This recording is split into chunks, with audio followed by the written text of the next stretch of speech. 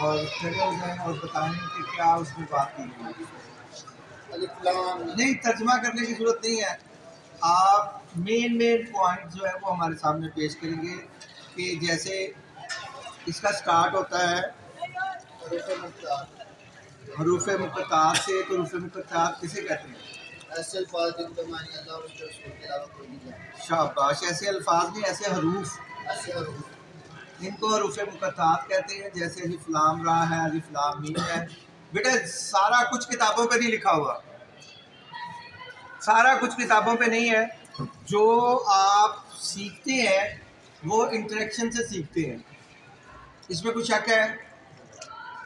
Level of learning کل میں اپنے پروفیسر ڈاکٹر احمد بلال صوفی صاحب کو سنا رہا تھا، میرا وائبہ تھا. تو اس میں انہوں نے پوچھا کہ لیول آف لرننگ کیا ہوتی ہے، پیرامڈ جو ہے اس کے مطابق کیا آپ سمجھتے ہیں کہ کیسے لرننگ ہوتی ہے. تو 5% جو لرننگ ہے وہ کس طرح ہوتی ہے؟ لیکچر سسٹم سے. بیٹا میں بات کر رہا ہوں، پیچھے بیٹھ جاؤ. کس طرح ہوتی ہے؟ 5% لرننگ جو ہے وہ لیکچر میتھڈ سے ہوتی ہے، اور ڈسکشن میتھڈ سے 10% ہو جاتی ہے، لیول بڑھ جاتا ہے.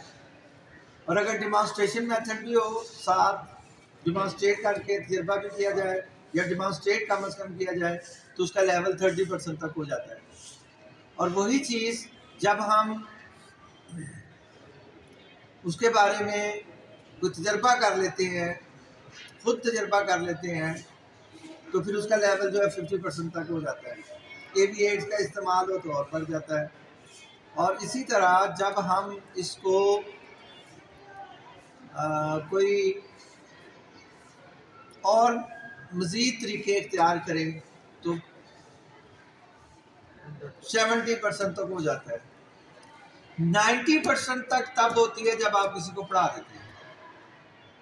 اس لیے کہ حضرت علی رضی اللہ تعالیٰ عنہ کا بھی قول میرے سامنے ہے کہ آپ نے فرمایا کہ جب اگر کوئی چیز آپ یاد رکھنا چاہتے ہیں تو وہ کسی کو سنا دیں، یعنی کہ کسی کو پڑھا دیں. تو لیول آف لرننگ میں بہترین چیز کیا ہے کہ آپ کسی کو سکھا دیں.